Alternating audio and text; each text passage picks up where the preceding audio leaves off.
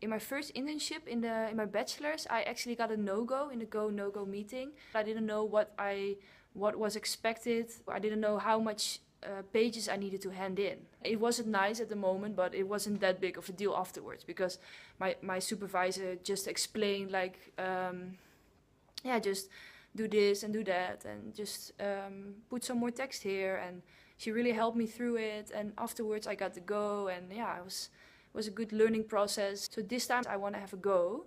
So I mentioned to my supervisor that I need to know what is expected of me.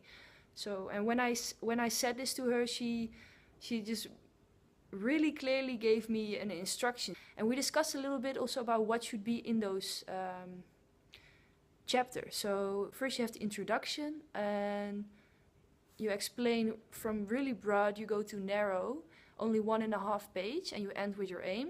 And then you go to the contextual background, and you describe the context of your study, which is about, in my case, the jeugdarts, the child abuse. I explain the setting of the Netherlands, about the guidelines that are currently existing, for example. And then you go to the theoretical background, which is about the concept. So in my case, intuition, gut feelings, quite broad still.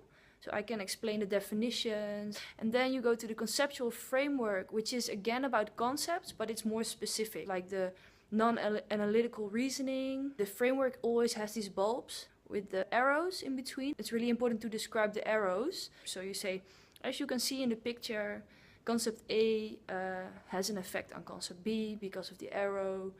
And this relation I will investigate in my research. Yeah, I hope this might help you a little bit in structuring your research.